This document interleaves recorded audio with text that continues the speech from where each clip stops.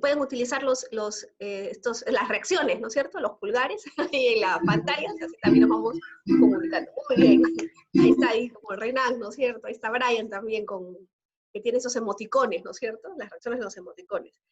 Bueno, a ver, voy a compartirles aquí mi pantalla para que puedan mirar las diapositivas del curso. Voy a abrirlas acá primero.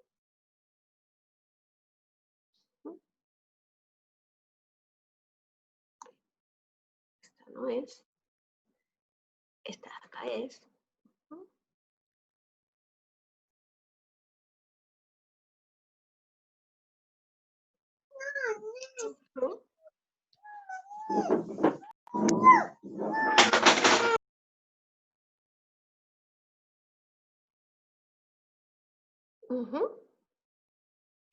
Entonces, ¿me ayudas, Leslie? ¿Me confirma si sí se puede ver la diapositiva, lo que se está compartiendo? Sí, doctora, se puede ver correctamente. ¿Los demás participantes pueden visualizar? Por favor, también que nos comenten. Sí se ve, sí se ve. Sí podemos ver. Saludos desde Cusco. Saludos también. Perfecto. Sí, doctora, entonces puede continuar. Podemos empezar. Ya, lo primero que les quería comentar es que, bueno, yo voy a tratar de ir mirando el chat, pero a veces cuando se escribe mucho, no puedo seguir la línea del chat y a su vez la explicación. Entonces, Leslie, lo que te voy a pedir es que si hay alguna pregunta por el chat, o si hay alguna mano levantada, que yo no las voy a poder ver probablemente, me lo hagas saber para que puedas formular la pregunta. Cosa que vamos avanzando y vamos resolviendo también todas las dudas que puedan tener.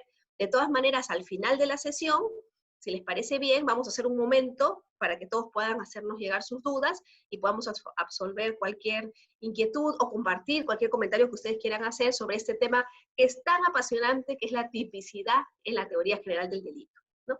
Entonces, dicho eso, quiero agradecer mucho la invitación que me están haciendo para dictar este curso de tipicidad, ¿sí? Vamos a centrarnos en esta oportunidad y en lo que viene pasado mañana, ¿sí? En el tema de la tipicidad, que es una de las categorías de la teoría general del delito, que dicho sea de paso es la primera categoría. Y la tipicidad supone una evolución que se ha venido dando a través del tiempo, ¿no? Y que además implica también un conocimiento de muchas instituciones que vamos a ir viendo a lo largo de estos días, ¿no? Que van a hacernos lograr un adecuado análisis de los diferentes tipos penales de la parte laboral. Entonces, el objetivo que tendremos en estos días es mirar, por ejemplo, qué es una acción, cuáles son las categorías del delito para ubicar allí a la tipicidad. Vamos a evaluar también de alguna forma la evolución de esta teoría del delito a lo largo de los años, las categorías generales, vamos a mirar, por ejemplo, en la tipicidad, cuándo hay imputación objetiva, qué cosa es el sujeto activo, el sujeto pasivo del delito, los tipos de delito en función a las clasificaciones que podemos encontrar, el tipo objetivo, el tipo subjetivo, el dolo, la imprudencia, las teorías en torno al dolo y la imprudencia, por ejemplo, la teoría volitiva del dolo, la teoría cognitiva del dolo, cómo se han venido aplicando. Vamos a mirar también los elementos subjetivos distintos del dolo, que son utilizados en muchos delitos modernos, como por ejemplo el delito de lavado de activos. Y vamos a ver también, por último, además de la clasificación de los delitos, las modalidades de acción y de omisión que dan lugar a la conducta o al supuesto de hecho establecido en la norma penal, para culminar con los tipos de errores que también se pueden dar a nivel del tipo penal, a nivel de la tipicidad, y las consecuencias que esos errores pueden tener, así como los errores más comunes y las modalidades singulares. Esperemos pues que en estas 3 horas, ¿sí?, que tenemos de curso, podamos acabar con todos estos temas, y como les digo, va a ser muy importante su participación y las preguntas que puedan hacernos llegar en esta materia. Entonces, sin mayor preámbulo, vamos a empezar. Veamos. Nosotros hemos dicho tradicionalmente, o sabemos, nos han enseñado, ¿no es cierto?, y aquí vamos a recordar y volver a vivir, ¿no es cierto?, que tradicionalmente el delito es la acción, ¿no es cierto?, y no es cualquier acción. Nos dicen siempre que es una acción que tiene 2 características singulares. La primera es que es una acción humana. ¿Qué significa que sea una acción humana? que, por ejemplo, cuando se creó la teoría del delito, cuando se creó el tipo penal, hace cuántos años atrás, ¿sí? Lo primero que se pensó es en el ser humano. Por eso el elemento voluntad, el libre albedrío, era muy importante cuando se creó esta teoría del delito, ¿no? Y se decía que el delito es la acción humana. Por esa razón, por ejemplo, hoy en día, si viniera un extraterrestre del Marte y cometiera acá un homicidio en el planeta Tierra, difícilmente lo podríamos procesar penalmente, porque no cumpliría con el requisito de acción humana que se para hablar del delito. Claro que en 1906 pues, no se sabía, no habían extraterrestres, ¿no es cierto? No se creían los extraterrestres, ni las almas en pena, entonces claro, no se pensaba en eso. Sin embargo, este concepto sí ha cambiado desde el punto de vista del tipo penal, cuando pensamos en otra cosa que sí es un término más moderno, que es las personas jurídicas, ¿no es cierto? Cuando hablamos de personas jurídicas, ahí se abre todo un debate, porque ahí sí se dice, oye, pero la persona jurídica tampoco es persona humana. ¿Le puedo aplicar el delito? ¿Puede cometer una persona jurídica un delito? Y ahí les tengo que contar que tradicionalmente no podría cometer un delito. ¿Por qué? Porque, como les decía, el delito no fue pensado en esos términos. La tipicidad fue planteada desde el punto de vista de una acción humana y voluntaria. Y una persona jurídica no es humana, no la puedo ni abrazar, ni besar, ni tocar, ni puntos suspensivos, no dejen volar tanto su imaginación, ¿no es cierto? Ni puntos suspensivos, pero además no tiene voluntad. La persona jurídica actúa a través de la voluntad de sus órganos de representación, pero Coca-Cola no existe, es una creación ficticia.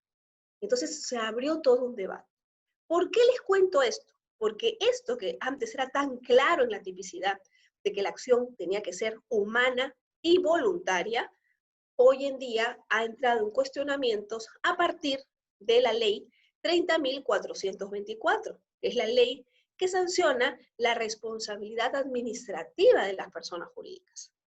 Llamada responsabilidad administrativa, aunque en realidad es una responsabilidad penal, que se mira en sede penal, la evalúa un juez penal, se rige con los principios del nuevo Código Procesal Penal, tiene derecho a defenderse, o sea, le llamamos, ¿no es cierto?, le damos todas las características del perro, pero no, le decimos gato. Entonces realmente es una responsabilidad penal. Y eso ha trastocado un poco la teoría del delito, que en ese extremo se ha cambiado. Pero recuerden, ese extremo solamente se va a dar respecto de algunos delitos en los que el legislador ha aceptado romper con este concepto clásico de acción en la teoría del delito a nivel de la tipicidad, y solo se va a dar en delitos específicos. ¿Cuáles son esos delitos específicos? Los que están contemplados en la ley 30.424, que es esta ley de responsabilidad administrativa de las personas jurídicas, que son cohecho activo transnacional, colusión, tráfico de influencias, los cohechos domésticos, como el cohecho activo específico, ¿sí?, lavado de activos y financiamiento del terrorismo. No hay más, son todos. ¿Y qué pasa si una persona jurídica, como en el caso McDonald's, infringe normas en materia de salud y seguridad en el trabajo y muere un trabajador? Bueno, ese delito, el 168A, no está previsto en la ley 30.424, con lo cual ahí se sigue aplicando nuestra clásica teoría del delito. Y tendremos que encontrar a una persona natural que sea la sancionada como autora del delito, y en caso que se verifique que la persona jurídica o que esta persona natural tenía un vínculo laboral con la persona jurídica pagará la reparación civil y eventualmente le podrá ser impuesta una consecuencia accesoria de las que ya tenemos previstas en el artículo 105 del Código Penal. Después de eso, todo se mantiene igual. O sea, para todos los demás delitos, no hay excepción. El delito es la acción humana y voluntaria. Y luego de humana y voluntaria, hay otro tema importante. Es una acción humana y voluntaria que además se dice es típica, antijurídica, culpable, y algunos añaden una cuarta categoría del delito. Y punible, dicen algunos. Pero antes de entrar a ver esta distinción que se ha dado con la evolución de esta teoría del delito, que acuérdense que la teoría del delito busca darle predictibilidad a la sanción, busca hacer que todos sepamos que cuando hacemos A más B más C, bingo, nos vamos presos. Como la ley de la gravedad busca hacer una ciencia del derecho penal. La ley de la gravedad, por ejemplo, ¿qué dice? Lo que sube, baja. Yo sé que si tiro una pelota hacia arriba, va a bajar, en algún momento va a caer, por la ley de la gravedad. A nivel de la teoría del delito, lo que se ha buscado es establecer categorías, empezando por la tipicidad, para que si se da una acción típica, antijurídica, culpable, y algunos dicen impunible, bingo, cometo delito, voy preso. Esa es un poco la lógica, ¿no? Pero vamos a ir por partes, vamos a ver, vamos a desmenuzar paso a paso, para no perdernos en el camino. Y ojo, la teoría del delito es secuencial. ¿Qué significa esto? Es muy importante que yo comprenda desde el inicio. Por eso les decía que si tienen alguna duda, nos la hagan llegar inmediatamente por el chat, o levanten la manito y ya Leslie me avisará que hay una pregunta para poder explicarles en qué consiste el tema. ¿Por qué? Porque todo es secuencial. Estamos, entonces. Sí, sí, si tienen alguna duda, levantan la mano y me van preguntando. Voy a ver si puedo acá mirar, activar también la parte de participantes. No, a ver si puedo hacer aquí. Así es, aquí lo voy a poner a un lado. Entonces ustedes me van comentando. Entonces, fíjense. Les decía, ¿no? ¿Qué es la acción típica, antijurídica, perdón, se me está yendo aquí, culpable y punible? Entonces vamos a analizar cada una de estas categorías y como les digo, esto va en orden secuencial. Lo primero que vamos a ver es que cómo surgen estas categorías del delito a lo largo de los años. Esto pues ha surgido no de la noche a la mañana, esto tiene todo un desarrollo, ¿no es cierto?, que se ha venido dando a lo largo de los años. Entonces, vamos a ver lo primero. Lo que nosotros tradicionalmente hemos estudiado en la universidad es que el delito, como les decía, o el análisis de la teoría del delito se divide en tres partes. Tenemos la acción humana voluntaria, eso siempre como premisa, ¿no? Pero se dice que la acción humana y voluntaria se divide en tres pasos.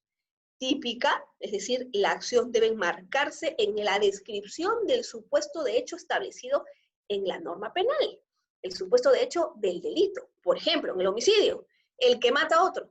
Entonces, mi conducta tiene que encajar en el supuesto de persona que mata a otra persona.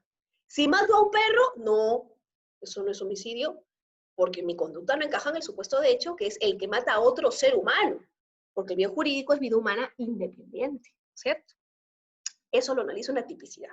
Pero una vez que ya hice check, que es además el tema en el que nos vamos a centrar ahora, paso a una segunda categoría del delito, que es la antijuricidad. ¿Qué plantea la antijuricidad? Que esa acción que encaje en el supuesto de hecho de la norma tenga que además ser contraria al derecho. Es decir, no tenga que estar amparada en ninguna causa de justificación. No pueda estar legitimada por el ordenamiento jurídico. Entonces, si yo mato a alguien, encajo en el supuesto de hecho de la norma. Pero para que mi conducta sea antijurídica, además, no puede concurrir ninguna causa de justificación, que es lo que se analiza en la antijuricidad. Como por ejemplo sería el caso de la legítima defensa. Pero si yo maté a alguien defendiéndome en la antijuricidad, mi conducta no será antijurídica. Y si no es contraria a derecho, antijurídica, entonces no cometeré delito. Porque para que cometa delito tiene que haber check en las tres categorías. Una vez que ya analicé que mi conducta es típica y que además es antijurídica, ¿qué hago? Paso a la tercera categoría del delito, es la culpabilidad. ¿Y qué voy a analizar en la culpabilidad? La capacidad de reproche. Lo que voy a analizar es si el sujeto es capaz de darse cuenta que lo que está haciendo está mal, o si no es capaz de darse cuenta. Y hay personas que no son capaces de darse cuenta de lo que hacen.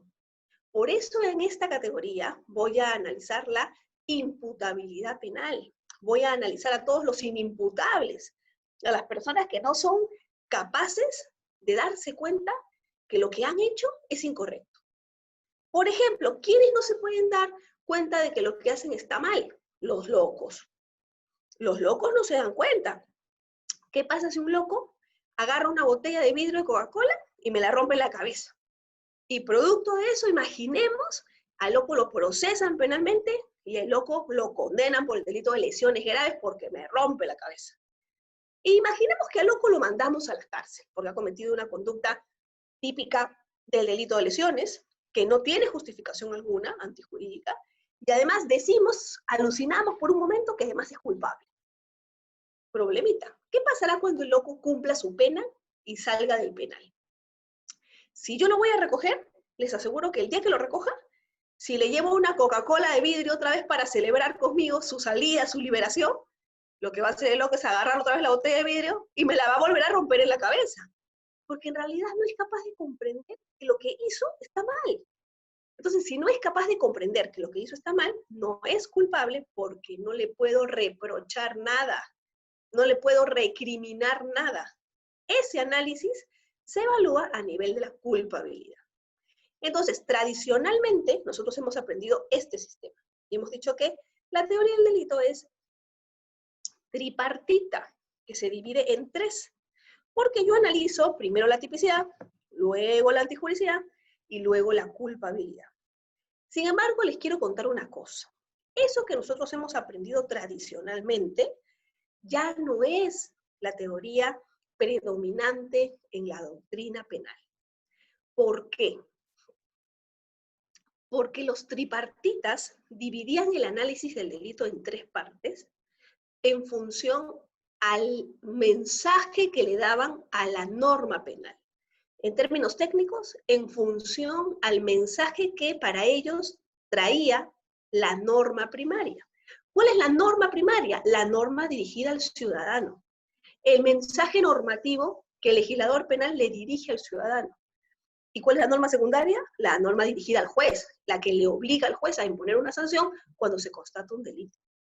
Entonces, como la norma primaria, la que era dirigida a los ciudadanos para los tripartitas, estaba entendida en 3 partes, los tripartitas dividían el análisis de la teoría del delito en 3 partes. Entonces, ¿cómo era el análisis de esta norma, el mensaje de esta norma? Para ellos esto era así. Decían, matar siempre es malo. Por eso, matar es típico. Encaja en el supuesto hecho del homicidio. Porque matar es malo. Primer análisis. Ahora paso al segundo análisis. Le decían al ciudadano, no mates, porque matar es malo, no lo hagas nunca. Pero luego pasaban al segundo análisis y decían, matar es malo, pero algunas veces está justificado. Y yo te voy a permitir matar. Y eso lo voy a analizar en la antijuricidad. Entonces, decían los tripartitas, el mensaje de la norma primaria era, no mates nunca porque matar es malo. Pasaban luego a la antijuricidad y decían, pero a veces estás justificado, estás legitimado para matar. Por ejemplo, cuando te atacan en una legítima defensa. Y decían los tripartitas, ahora, si tú matas, que es malo, y no está justificado, no hay causa de justificación, legítima defensa, y además venía la tercera categoría. Eres capaz de darte cuenta a nivel de la culpabilidad que lo que hiciste estaba mal, entonces, bingo, hay delito. Pero esto no es tan exacto en realidad. ¿Por qué no es tan exacto? Porque, a ver, yo les hago una pregunta. ¿Matar siempre es malo? ¿Eso es cierto? ¿Matar siempre es malo? ¿Qué opinan? No, nos dice Anderson aquí en el chat. Claro que no. En algunas ocasiones, matar puede ser hasta bueno. Dice, pero ¿cómo matar va a ser bueno? Sí, en algunas ocasiones matar puede ser bueno. Por ejemplo, ¿cuándo matar es bueno? Por ejemplo, en una guerra, ¿no? En una guerra, ¿quién se lleva más medallas? ¿El que mata más o menos enemigos? El que mata más enemigos. Es más, matar no solamente no es malo, matar es bueno en esos contextos. ¿Se dan cuenta? Entonces, ¿qué dicen los que discrepan de la teoría tripartita? ¿Que quiénes son? Son los llamados bipartitas. Los que siguen las teorías bipartitas dicen, oye, es que hay un error. Los tripartitas dirigen un mensaje al ciudadano que no es correcto. Porque ellos dicen, matar siempre es malo, pero a veces te perdono, a veces está justificado. Y eso no es así. En realidad, dicen los bipartitas, matar no es ni bueno ni malo. Matar, lesionar, eso no es ni bueno ni malo. Lesionar para curarte o salvarte la vida, eso es bueno. Lesionar para darte un golpe porque te detesto, eso es malo. Entonces, matar, la acción de matar es neutra. La acción de lesionar es neutra. ¿Estamos? Lo que es malo es que yo lo haga sin tener una justificación, sin querer salvar una vida, sin defenderme o ejercer una legítima defensa, como nos dice Freddy Mayer, ¿no es cierto? Eso sí es malo. ¿Por qué? Porque, claro, no tengo amparo legal, no tengo justificación. Por esa razón, dicen los bipartitas, que es incorrecto dividir en tres las categorías de análisis del delito. Porque el mensaje normativo no es matar es malo, pero a veces está justificado. El mensaje normativo es matar es malo cuando no está justificado. Y eso tiene que evaluarse en un solo bloque. Y a ese bloque, que resulta de la unión de la tipicidad y de la antijuricidad, es al que le llama tipo global de injusto. O también antijuricidad a secas. El injusto penal, como nos dice Daniela Castillo, ¿no es cierto? Eso es, la antijuricidad es el tipo global de injusto. Es la unión entre la tipicidad y la antijuricidad. Y entonces los bipartitas únicamente reconocen dos categorías del delito. El tipo global de injusto o la antijuricidad y la culpabilidad. ¿Estamos? La culpabilidad se va a mantener siempre igual. Lo que va a cambiar un poco es esta unión. Entonces, para los bipartitas, el mensaje normativo de los tripartitas no era correcto. Y yo les cuento algo, es algo cierto. O sea, yo de hecho soy bipartita. Y no solamente yo, estamos hablando de que Klaus Roxin es bipartita, Muñoz Conde es bipartita, Mir Puig es bipartita. Y así hay muchísimos que son bipartitas, penalistas peruanos también. Estamos, la gran mayoría. Cada vez hay menos tripartitas porque ya los penalistas se han dado cuenta que el mensaje normativo de los tripartitas estaba equivocado. Ahora ustedes dirán, uy, pero qué confusión, qué preocupación. Resulta entonces ahora que todo lo que me enseñaron cuando estaba en la universidad está mal. Resulta que ya no es el tripartita, ahora son los bipartitas y ahora tengo que aprender todo otra vez. No se preocupen, no cunda pánico, eso no es así. Estamos. ¿Por qué? ¿Por qué no es así? Porque recuerden, la diferencia central simplemente es el mensaje que le dirijo al ciudadano, el mensaje de la norma primaria. Pero luego, para poder analizar en sí ya el tema de fondo, o sea, para poder analizar en sí la estructura de la teoría del delito, ¿qué hacen los bipartitas? Fíjense ustedes lo que hacen. Vuelven a dividir entre dos el análisis de esta antijuricidad global. Exactamente, justamente es lo que nos dice Aderly Hernández. Esto está muy vinculado a la teoría de los elementos negativos del tipo.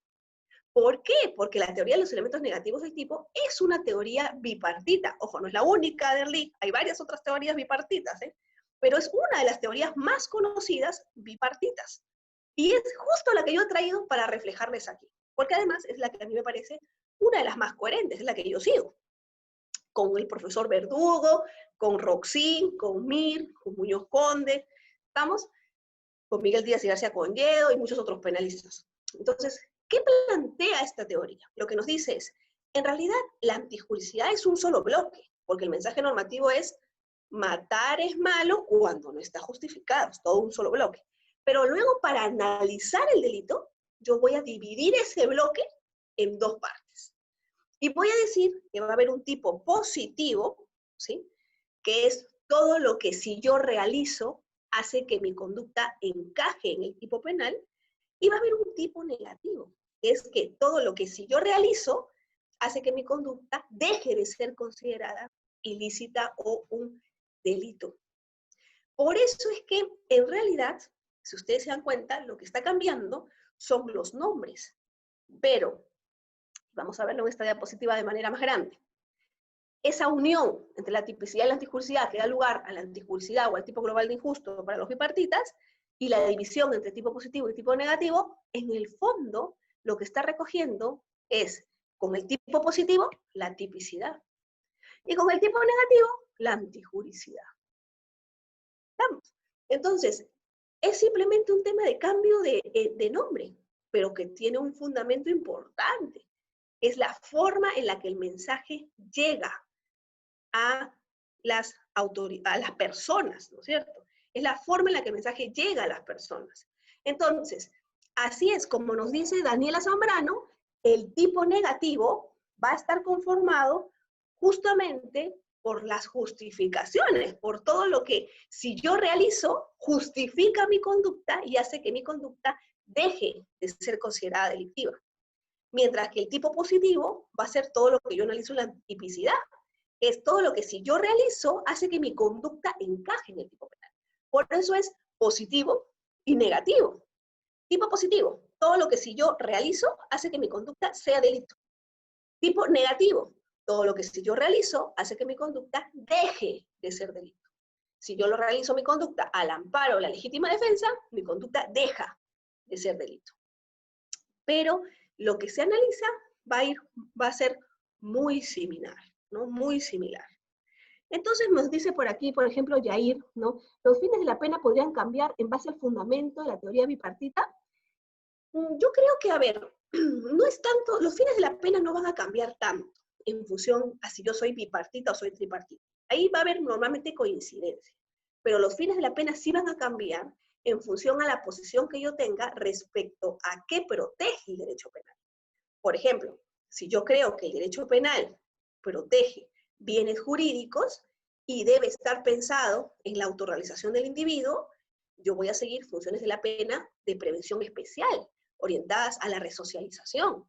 Pero si yo considero que el derecho penal, como Jacobs cree, protege la estabilidad normativa, yo voy a seguir más bien una teoría de la pena circunscrita a la prevención general positiva, donde la pena tiene como objetivo el restablecimiento del derecho.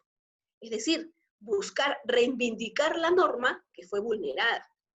Entonces, la discusión de los fines de la pena, mi querido Yair, está más vinculada con la concepción que yo tengo de qué protege el derecho penal, más que con el análisis de, identificado el derecho penal, cómo voy a hacer para analizar la estructura del delito.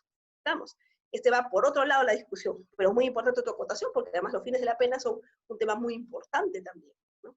Entonces, aquí que nos estamos concentrando en la tipicidad, lo que yo sí quiero que tengan bien en claro y que se lleven como primera idea fundamental, es que ahora sí rige el modelo bipartita, pero ser bipartita no significa desconocer todo lo que nos han enseñado en la universidad sobre los tripartitas, porque en el fondo lo que va a cambiar son los nombres, pero el tipo positivo va a seguir siendo lo que, voy a seguir yo analizando ahí lo que era en la lo que analizaba en la tipicidad, y en el tipo negativo voy a seguir analizando lo que analizaba antes en la antijuricidad, solo que ahora ambos van a pertenecer a una única categoría. Entonces, nosotros nos vamos a concentrar en estas clases en la tipicidad, como les había dicho. Y la tipicidad tiene dos aspectos, un tipo objetivo, pero también un tipo subjetivo. En el tipo objetivo, nosotros vamos a encontrar, vamos a pasar aquí esta diapositiva que lo pone más grande, nosotros vamos a encontrar una serie de elementos a analizar. Por ejemplo, la imputación objetiva, cómo le atribuyo un delito a una persona un delito, ¿no es cierto? Vamos a analizar el sujeto activo del delito, ¿no? ¿Quién puede realizar un delito? ¿Quién es considerado autor? ¿Quién es partícipe? ¿Quién es instigador? ¿Quién es cómplice? ¿No es cierto? Vamos a analizar el sujeto pasivo, quién es la persona en la que recae la conducta, la víctima, o el titular del bien jurídico. Vamos a analizar la conducta típica, que puede ser, yo puedo cometer un delito por acción o por omisión, y también vamos a analizar los aspectos del tipo subjetivo, que están dentro del tipo positivo para los bipartitas, o tipicidad para los tripartitas, es lo mismo, ¿cierto? Es, ¿qué pasa cuando yo realizo una conducta con dolo? ¿Es lo mismo que hacerlo con imprudencia?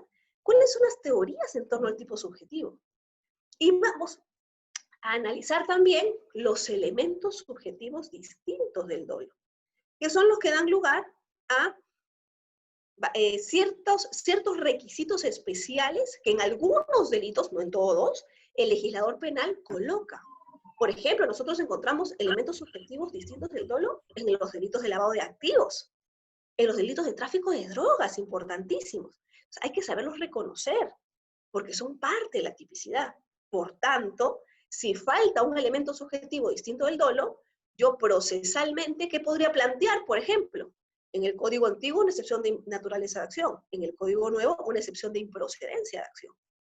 Entonces, hay mecanismos de defensa en función a que se cumplan o no todos los elementos del tipo positivo o de la tipicidad. Por eso es importante reconocerlos. Si yo no sé teoría del delito, no hay forma alguna de que arme una teoría del caso satisfactoria que me lleve al éxito. No hay forma alguna de que pueda aplicar las normas procesales, porque no me sé la base. Por eso esta parte de la tipicidad es fundamental. Ahora, sobre el tema del sujeto activo y el sujeto pasivo. Como no tenemos mucho tiempo, solamente tenemos 3 horas, solamente voy a tocarlo aquí de manera muy puntual, aunque más adelante cuando hablemos de la clasificación de los tipos penales, vamos a regresar en algo al sujeto activo. El sujeto activo es, de alguna manera, la persona que realiza la acción delictiva, ¿cierto? Recuerden ustedes que uno puede realizar la acción delictiva siendo autor, y vamos a encontrar, eso no lo vamos a ver en estas clases, ¿sí? Pero eso podría ser materia de solamente un curso completo, de autoría y participación, ¿estamos? Pero vamos a encontrar 3 tipos de autoría. La autoría directa, la autoría mediata y la coautoría. Y hay una nueva, no voy a decir un nuevo tipo de autoría, pero sí hay una nueva fórmula para establecer autoría, que es a través de la autoría mediata en aparatos organizados de poder, que es justamente la postura de Claude Roxin. Si ustedes quieren profundizar sobre ese tema, pueden leer el libro Autoría y Participación de Claude Roxin, que es un libro gordito, ¿sí? Antiguo, pero muy gordito, ¿sí? Que contempla este tema, ¿no? Ahora, en el sujeto pasivo, también vamos a encontrar que hay una diferencia entre la víctima del delito, por ejemplo, la persona a la que asaltaron y le robaron el celular, y el titular del bien jurídico. Podría ser que el celular no sea de esa persona, sino sea de la empresa para la que trabaja. Entonces, el titular del bien jurídico es la empresa, pero el sujeto en el que recayó la acción es la persona que directamente fue asaltada. Ambos pueden ser considerados agraviados en el proceso penal y, por tanto, indemnizados, ¿no es cierto?, por el autor del delito, por el sujeto activo del delito. Entonces, eso es bueno rápidamente sobre los sujetos activos, para luego pasar ya de cero, ¿no es cierto?, a analizar la tipicidad. Y para analizar la tipicidad, lo primero a mirar, antes de la imputación objetiva, ojo, antes del tipo objetivo, es este famoso tema de los supuestos de ausencia de acción. Yo les había dicho que la acción, presupuesto indispensable para el delito, tiene 2 requisitos. La acción debe ser humana y voluntaria. Pero hay una fórmula, recuerden que la teoría del delito busca predictibilidad, para poder establecer cuándo la acción es voluntaria y cuándo no. Hay una fórmula secreta. Y esa fórmula secreta está expresada en los supuestos de ausencia de acción. Cada vez que exista un supuesto de ausencia de acción, no puede haber delito, porque como no hay acción humana voluntaria, no se puede sancionar penalmente. Esto es clave. ¿Por qué es clave? Porque muchas veces nosotros arrancamos el análisis de frente en el tipo objetivo y en la imputación objetiva, y no hacemos este análisis de los supuestos de ausencia de acción.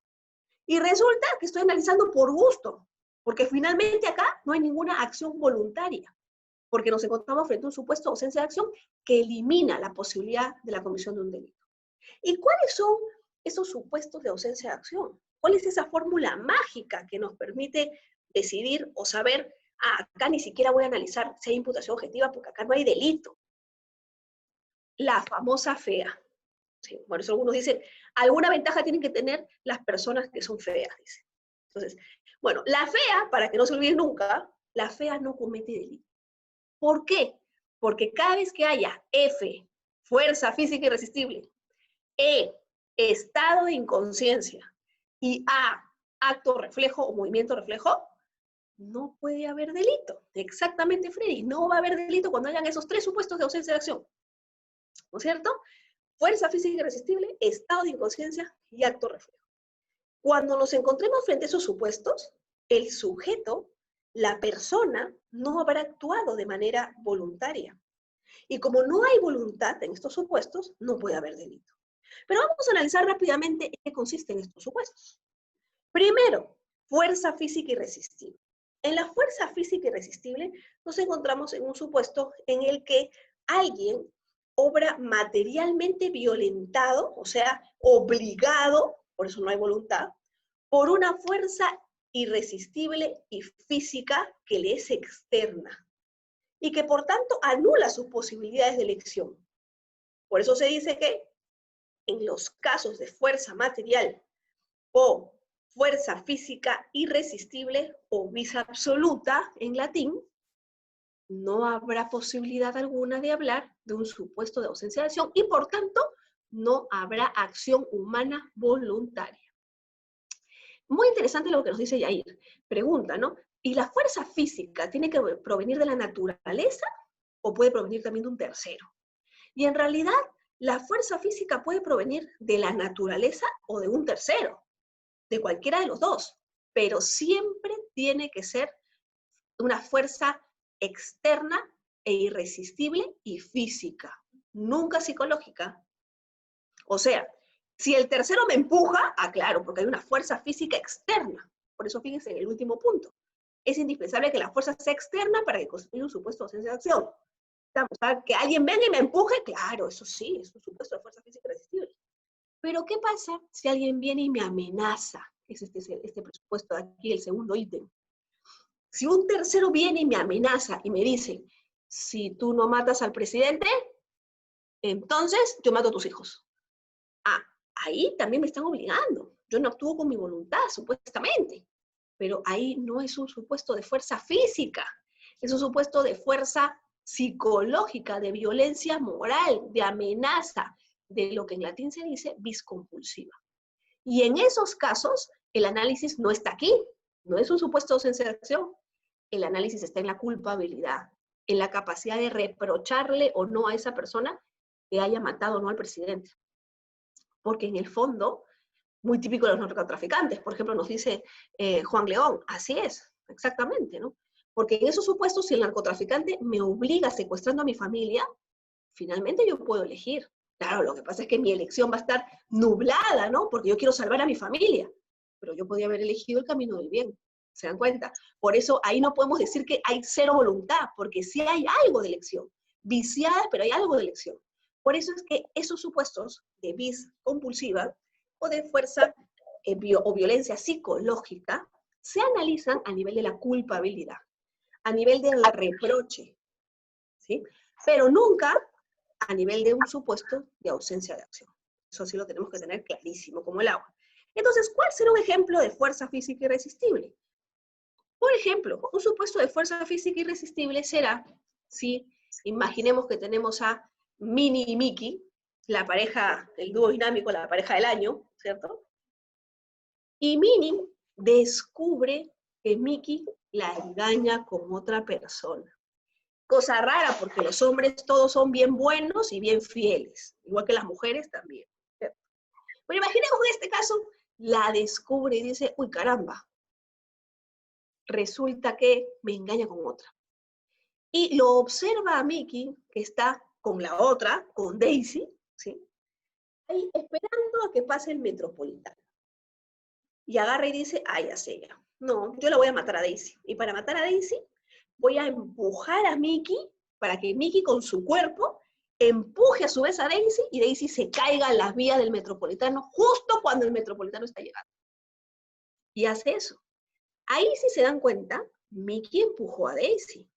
O sea, el cuerpo de Mickey fue el que generó que Daisy se cayera a las vías del metropolitano y muriera. Pero lo hizo por una fuerza física externa a él que no pudo resistir, que fue el empujón que le dio. ¿Quién? Minnie. Ahí realmente el autor es Minnie, pero no tiene nada que ver Mickey ahí. ¿Se dan cuenta? Yo no tendría por qué estar analizando a Mickey. Mickey es irrelevante para el derecho penal, porque respecto de él hubo un supuesto de fuerza física irresistible. Vidalina Hilares nos dice, Zaffaroni habla de la fuerza física irresistible interna, por ejemplo, en una parálisis. Sí, Zaffaroni tiene una posición particular sobre ese punto. Sin embargo, a nivel probatorio, estas posiciones son difíciles de corroborar, porque cuando más bien hablamos de algún tipo de parálisis interna, ¿no? O de supuesto de convulsión, por ejemplo, yo creo que ya no nos encontramos tanto en una fuerza física externa irresistible, porque como viene de uno, pero igual anula mi voluntad, estamos más bien, yo creo, frente a otro supuesto de ausencia de acción. Es un estado de inconsciencia o un acto reflejo, pero ya no tanto en la fuerza física irresistible. Salvo Zaffaroni, que tiene ese pequeño, bueno, que da a entender que es posible, ¿no es cierto?, hablar de esta fuerza física interna. La mayoría de la doctrina, por no decir casi toda la demás doctrina, considera que los supuestos de fuerza física irresistible necesariamente tienen que implicar una fuerza externa al sujeto. Y nos dice Michael Mego, en el nuevo modelo, el análisis de la fuerza física irresistible tiene que hacerse en juicio, donde hay actividad probatoria, o en etapas previas para posibilitar el archivo del caso anticipado. Yo creo, mi querido Michael, que en realidad, y esto es algo muy importante, eso debe ser objeto de evaluación por parte del fiscal. Y a veces no se hace. No debería ni siquiera haber denuncias, ni siquiera formalización de investigación preparatoria en esos casos. ¿Por qué? Porque no hay acción. Eso no me va a llevar a nada. Ahí no va a haber, ahí si es que progresara por A por B, vamos a poderme plantear excepción de improcedencia de acción, o el Código Antiguo, excepción de naturaleza de acción, vamos a poder plantear un montón de cosas, porque ahí ni siquiera se cumple el presupuesto indispensable, que es que exista acción humana y voluntaria. Entonces, esos casos deben estar fuera. Y a veces los fiscales, si es verdad, hay que reconocer, que no analizan eso. ¿Por qué? Porque ya están acostumbrados y mecánicamente empiezan, a ver, tipicidad, imputación objetiva. A ver, ¿le empujó o no le empujó? Sí, pero es irrelevante cuando no hay voluntad. Exactamente, Freddy. Eso hasta incluso podría llevar a un sobreseimiento. Es más, si el fiscal viene con una cosa así ante el juez, y el juez se da cuenta y dice, oiga, señor fiscal, perdón, pero acá hay supuesto ausencia de acción. ¿Qué está denunciando estas tonterías? No, sobreseimiento. Por supuesto que sí, porque jurídicamente eso no es viable, porque no nos va a llevar a nada. ¿Se dan cuenta? Entonces, eso, fuerza física irresistible. Pero vamos con el siguiente, que son los estados de inconsciencia. Ya, perdón, se me cayó algo. Son los estados de inconsciencia, ¿sí? Aquí tampoco hay voluntad. ¿Por qué? Porque el sujeto está en un estado tal que su conciencia no está hablando por él, no está actuando por él, no tiene libre albedrío, no tiene voluntad para decidir. Actúa producto de un estado de inconsciencia total. ¿Cuándo se puede dar esto? Por ejemplo, hipnotismo, cuando uno está hipnotizado, o casos de sonambulismo. Uno es sonámbulo, no se da cuenta de lo que hace. Casos de embriaguez letárgica. Claro, es una embriaguez que además es total, ¿no es cierto? Que no me permite darme cuenta, aunque ojo, acá hay polémica, aunque decirles, por eso tiene un asterisco. Acá hay polémica porque algunos dicen, oye, los borrachos, que están tan borrachos como para perder la conciencia, en realidad están dormidos, dicen. No se pueden ni despertar, no se pueden ni mover. Bueno, ahí créanme, yo obviamente, por supuesto, que yo no he experimentado esos estados de inconsciencia, ¿no? Entonces yo no sabría decirles con precisión si realmente esto es así o no, ¿no es cierto? No sé, pues, si realmente uno pierde del todo la conciencia cuando, o sea, existe algún grado de alcoholismo, ¿no es cierto? Porque uno puede perder totalmente la conciencia. Bueno, eso será debatible. Pero lo cierto es que este tipo de supuesto de ausencia de acción, que en algunos casos cuando hablamos de embriaguez se observa a nivel de la culpabilidad, ¿estamos? Para atenuar la sanción, pero no como supuesto de ausencia de acción, ¿sí? Lo cierto es que todos estos supuestos tienen que estar acreditados. Quien lo alega, o sea, el imputado, lo prueba. No es que el fiscal tenga que probar que el sujeto no estaba inconsciente, no. Quien alega que estaba inconsciente, lo tiene que probar. Y como ustedes comprenderán, ¿cómo pruebas eso? Bueno, ahí necesitas un perito. Y créanme que hasta el día de hoy yo no he conocido en Perú un perito que pueda acreditar que una persona actuó porque estaba hipnotizada o porque era sonámbula. Es muy difícil establecer esos casos. Pero bueno, son supuestos de ausencia de acción. Y aquí nos preguntan por el chat también, ¿no es cierto? Si, por ejemplo, el supuesto de una persona que tiene una crisis convulsiva manejando bicicleta y ante ello un auto lo mata, o sea, por ejemplo, hay casos, ¿no es cierto?, de gente que convulsiona, sufre de convulsiones o de epilepsia, y empieza a convulsionar. Bueno, si la persona convulsiona manejando una bicicleta y otra persona la mata, ojo, este es un supuesto distinto, porque el que convulsiona no ha cometido ningún delito. Entonces, el análisis no lo voy a hacer respecto del que convulsiona, porque el que convulsiona fue la víctima. Más bien el análisis lo tendría que hacer respecto de quien conduce el auto y lo mata. Y claramente allí sí habrá un supuesto no de ausencia de acción, sino un supuesto de habrá acción, pero no habrá imputación objetiva. Habrá un problema de imputación objetiva. Pero, ¿qué hubiera pasado, Néstor, si quien convulsiona sí produce un delito? Por ejemplo, yo iba manejando mi carro y me da un ataque de epilepsia o empiezo a convulsionar y producto de eso no puedo parar el vehículo y atropello a una persona. Ahí se tiene que analizar que eventualmente pudo haber un supuesto de estado de inconsciencia. Y ese es un supuesto de ausencia de acción. Claro, hay matices, ¿no? Porque, por ejemplo, si yo sé que sufro de epilepsia, ¿qué hago manejando sin tomar mis pastillas para la epilepsia? Si eso es así, ahí no hay un supuesto de ausencia de acción. Porque ahí cuando yo manejé en esa situación, yo asumí la producción de ese posible resultado. Yo sé que cuando no tomo pastilla y sé que soy epiléptica, me puede pasar eso. Entonces ahí no puedo decir que no hay voluntad, porque ahí operará, a lo que vamos a ver también ahorita inmediatamente, la doctrina del actio libera in causa. Es que la persona, en realidad, producto de su negligencia, se colocó en esa situación que generó un resultado desvalorado. ¿Estamos? ¿No? Entonces, ahí habrá un problema, ¿no? Igual pasa, este tema del acto libre en causa es muy útil, por ejemplo, para los drogadictos, ¿no? O para los delincuentes, por ejemplo, eso también no debería aplicarse, y ahora vamos a ver por qué, pero a veces hay personas que, hay delincuentes que, por ejemplo, para robar, ingieren alcohol o se drogan, para darse valor. Y encima cuando los atrapan, dicen, oh, tome mi examen de prueba de sangre, ¿eh? Porque estoy borracho. O tome mi examen de droga, porque estoy drogado, entonces eso, atenuante. Mentira, yo no sé de dónde han sacado que eso es un atenuante. Y lo peor de todo es que los fiscales y los jueces lo aceptan. No, ahí no hay atenuante. ¿Por qué? Porque ahí se aplica esta doctrina del acto libre in causa. ¿Qué dice? Que cuando hay un estado de inconsciencia en una persona, ojo, hay que distinguir dos momentos. El momento en el que el sujeto es libre y consciente para tomar la decisión de que se va a colocar en ese estado de inconsciencia, o sea, cuando el ratero antes de entrar a robar decide ingerir alcohol o ingerir drogas para darse valor, del segundo momento, que es el momento en el que comete el delito. Y en estos casos, cuando la persona a propósito o imprudentemente no toma su pastilla para el tema de la epilepsia, ¿no es cierto? O las convulsiones, o toma a propósito para poder darse valor para robar, ahí el análisis se tiene que retrotraer al primer momento. Y ¿cuándo se analizará si es responsable o no es responsable? Sí, perdón, ¿me están por ahí hablando? Creo que no, ¿no? ¿Y cuándo se analizará si es o no es responsable? Se analizará a la luz del momento en el que decide colocarse en esa situación de inimputabilidad.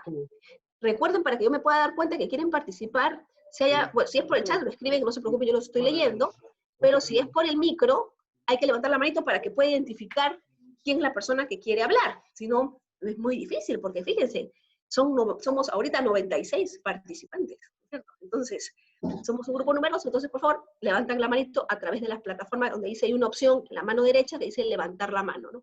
En el rubro participantes. Pero vamos a continuar. Entonces nos dice también Frey nos hace una acotación sobre lo que veníamos hablando en antes, que es el tema de la ebriedad, ¿no? Dicen que es llegar a 4 gramos de litro de alcohol en la sangre, ¿no? Pero claro, lo que pasa es que, yo opino lo mismo, Frey, lo que pasa es que en esos casos, en muchas ocasiones hay un coma etílico. Y cuando hay un coma etílico, la persona en verdad no puede actuar. O sea, no se va a pelear con alguien porque está tirada, ¿no es cierto? Pero bueno, por eso mismo hay sobre este tema del alcoholismo variantes, ¿no? Depende mucho del caso concreto. ¿no? Y claro, por supuesto, hay que probar para poder alegar, ¿no? En la línea de lo que nos pregunta el doctor Wilbermejo, ¿no es cierto? Hay que probar que yo me encuentro en este supuesto de ausencia de acción. Si no lo logro probar, no lo puedo utilizar como un supuesto para liberarme de responsabilidad penal, ¿no? Entonces es muy importante también saber, ¿no? Y como les decía, esto se aplica para todo, tanto para situaciones en las que la persona está drogada o alcoholizada. Y el acto de liberar en causa también. Hay delincuentes que se drogan, hay otros que ingieren alcohol, ¿cierto? ¿Cómo se puede acreditar ese estado? Bueno, si yo me he puesto en el estado de drogadicción a propósito para cometer el delito, es irrelevante. Es más, a mi parecer debería ser hasta una agravante, ¿no? Porque es más grave, lo he hecho con saña, premeditadamente, ¿cierto? Pero bueno, no es correcto esto que hacen los fiscales y los jueces de decir, ya sé, vamos a atenuarle la sanción, porque acá no cabe ninguna atenuación. Se aplica la doctrina del acto de liberar en causa y el análisis se retrotrae hasta el momento anterior a que se drogara o hasta el momento en el que decidió drogarse para establecer o eliminar o atenuar responsabilidad penal, ¿no? De hecho, como nos dice Marlon, el método de Whitmar es uno de los métodos que se utiliza también para medir el grado de conciencia de las personas, ¿no es cierto? Puede servir, aunque ya esto es un tema que en verdad está muy de la mano de peritos. Y nuevamente no es de abogados. Tendremos que recurrir al perito de oficio para que nos pueda dar su opinión sobre el tema, ¿no?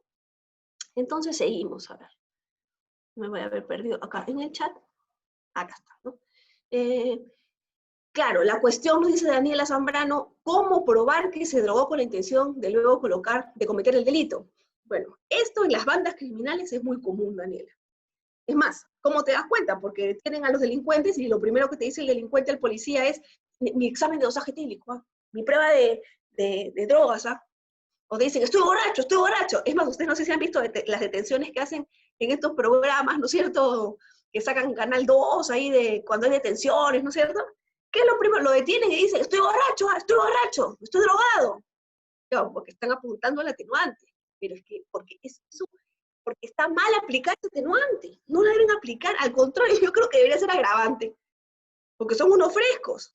Roban, se drogan previamente para buscar la atenuante y encima son mucho más avesados que cuando están sanos, porque el alcohol y la droga te desinhiben, ¿cierto?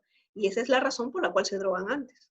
Pero bueno, esto respecto al supuesto de ausencia de acción vinculado con los estados de inconsciencia. Pero hay uno más. Los actos o movimientos reflejos. Los actos o movimientos reflejos también son un supuesto de ausencia de acción, en donde no se aplica, no se aprecia la voluntad. ¿Por qué? Porque son impulsos externos que van a actuar por la vía subcortical periférica, ¿sí? Y que van a hacer que nuestro cerebro no pueda autocontrolar nuestro centro motor. Por ejemplo, vamos a poner esto como un ejemplo. Ustedes no sé si alguna vez han ido a hacerse un control médico, ¿no? Un chequeo médico general, y el doctor agarra y les da con un martillito en la rodilla, ¿no es cierto? ¿Qué pasa si el doctor les da con un golpecito en la rodilla? O se golpean el codo con algo sin querer, chocan y ¡oh! Cómo duele, ¿no es cierto? O si les golpean la rodilla, ¿qué pasa con su rodilla? O con su pierna. ¡Pling! Se levanta. ¿Por qué? Porque es un impulso neurológico, pues un impulso motor. Estamos. Si no se levanta, algo malo está pasando, porque debería levantarse, ¿cierto? ¿Qué pasa, por ejemplo, también en los casos en los que yo voy a tomar un café, cojo la taza, cojo el vaso, y resulta que el agua quema? ¿Puedo evitar soltar el vaso? No, tal vez si quema mucho, hasta se me va a caer el vaso, ¿no es cierto? ¿Por qué? Porque mi cuerpo me empuja a realizar un movimiento que no es voluntario, pero que para mí es inevitable. Esto, por ejemplo, podría pasar en los casos de los movimientos instintivos, las crisis epilépticas, que también veníamos conversando, ¿no es cierto? Aquí, vamos a poner un ejemplo. Imaginemos qué ocurre si yo agarro el vaso de agua, ¿sí? Me lo sirve en un restaurante, voy, cojo el vaso para llevar, café para llevar, ahora que estamos con lo del COVID, cojo el café para llevar, ¿no es cierto? ¿Ya? Y justo pasa debajo mío, corriendo un niñito. Y en el instante en el que yo agarro la taza de café, no la puedo mantener porque está demasiado caliente. Y se me cae la taza porque además era un papel corriente que le puso el restaurante. Y le quemo al niñito la cabeza. Quemaduras, de segundo o tercer grado. Yo sería responsable por esas lesiones y ahí hay un problema, pues.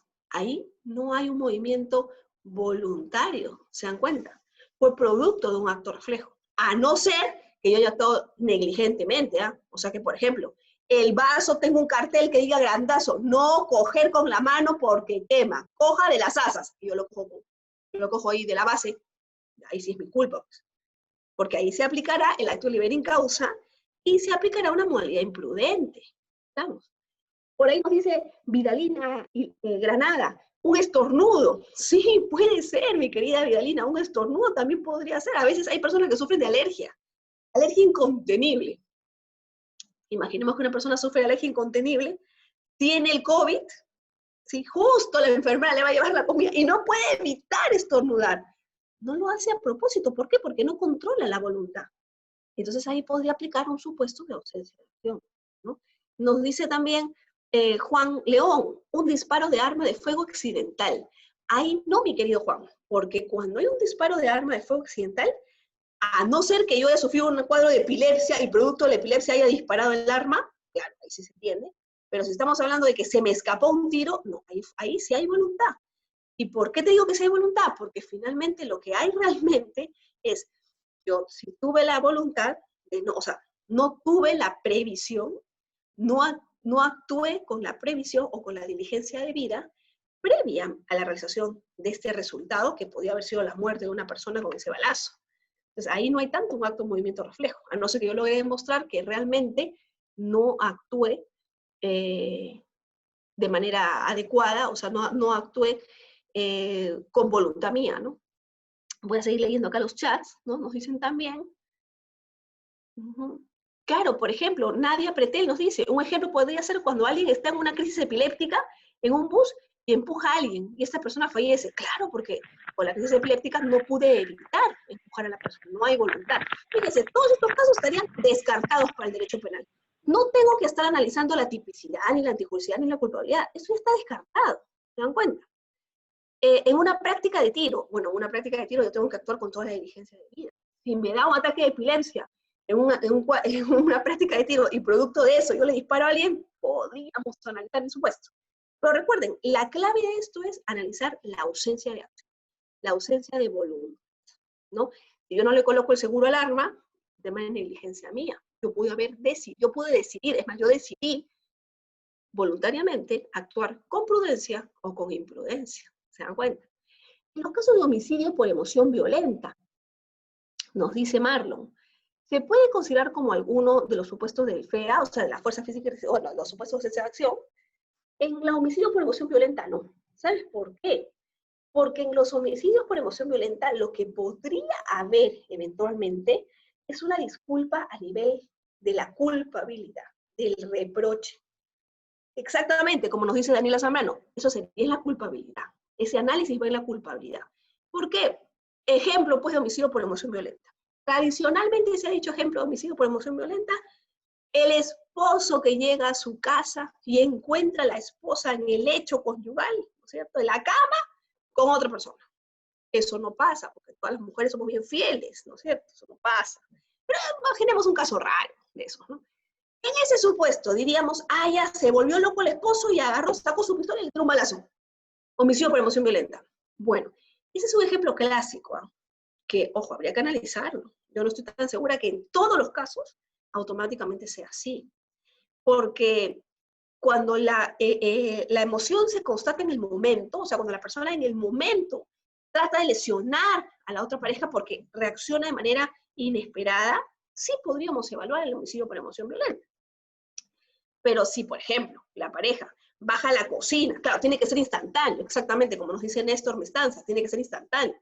Pero si la persona, por ejemplo, baja a la cocina para sacar un cuchillo, para subir y clavárselo al amante, no se pase, ¿no? Eso no es homicidio por emoción violenta.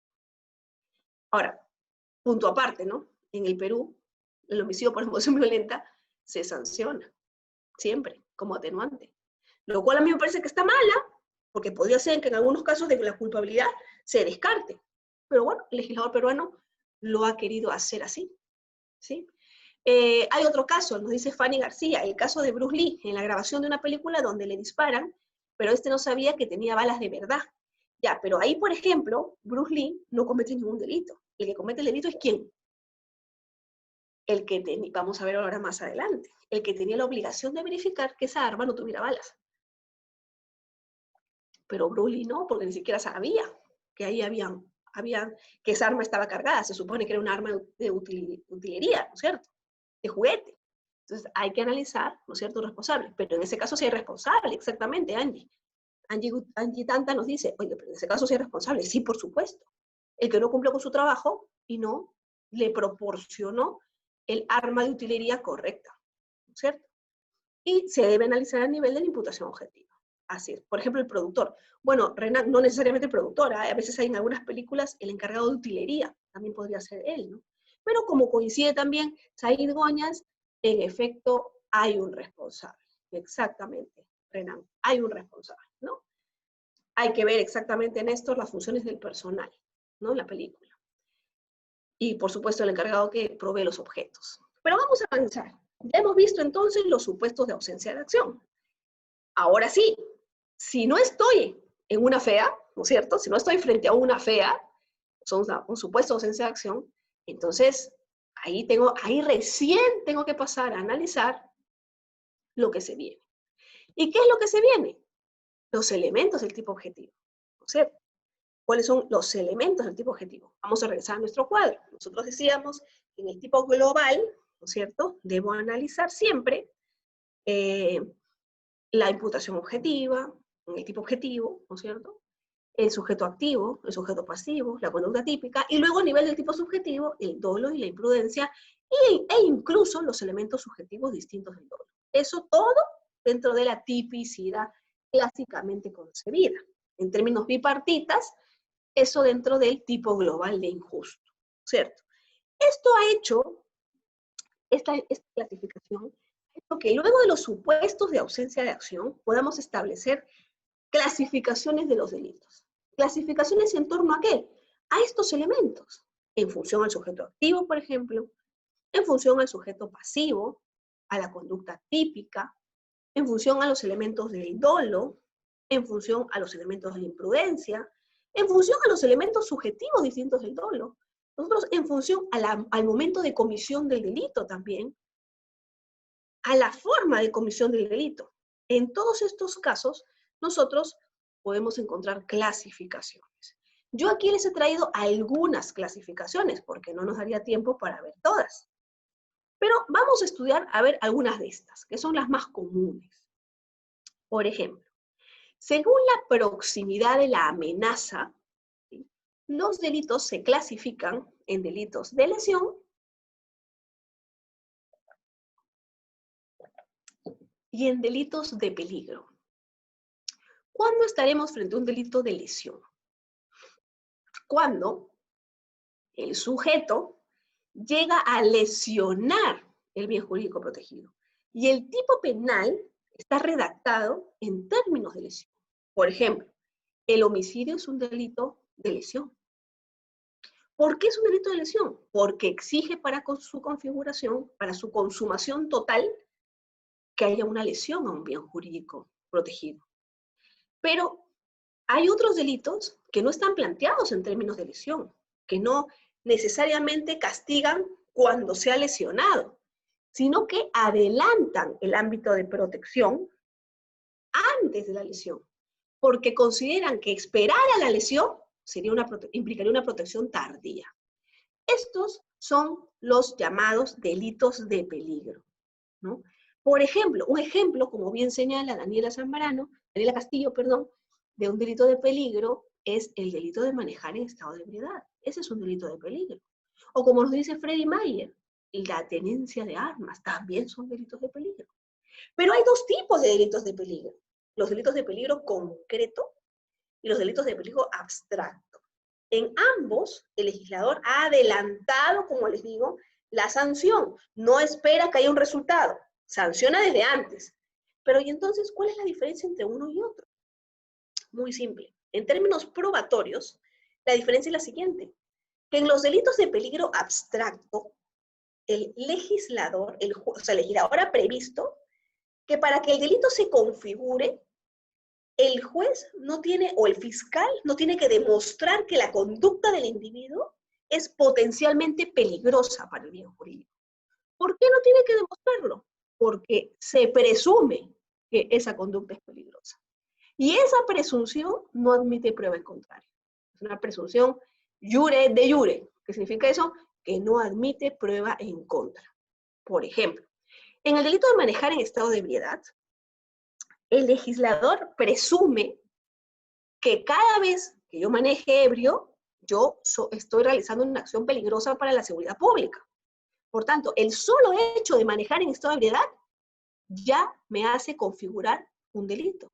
Ese delito es un delito de peligro abstracto. ¿Por qué de peligro abstracto?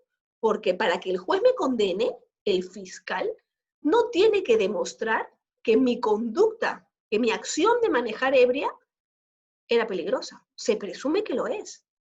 Pero, ¿qué pasa si yo agarré y prendí mi carrito en mi chacra, ¿sí? Y no había nadie alrededor. Yo estaba en mi cuarentena solita con mi carrito y prendí ahí para darle vueltas pues, al carrito. Porque si no se va a quemar el motor, se va a oxidar, ¿no es cierto? Se le bajan las llantas, yo voy a darle vueltas a toda mi chacra. Y justo entra la policía y me observa que estoy recontra borracha manejando el carrito. Pregunta, ¿ahí se configuraría un delito de manejar, de conducción en estado de ebriedad? Y la respuesta es sí. Oye, pero eso no fue riesgoso para nadie. Si en mi casa no había nadie, en el peor de los casos yo hubiera sido la única que saldría herida. No importa. ¿Por qué? Porque el solo hecho de manejar en estado de ebriedad ya se considera peligroso para el bien jurídico de seguridad pública. El fiscal no tiene que demostrar que mi conducta potencialmente puede lesionar a alguien. No, porque se presume que sí. Delito de peligro abstracto. En cambio, los delitos de peligro concreto, ¿sí? Eso no pasa. Ahí sí, el fiscal está en la obligación de demostrar que mi conducta era potencialmente peligrosa.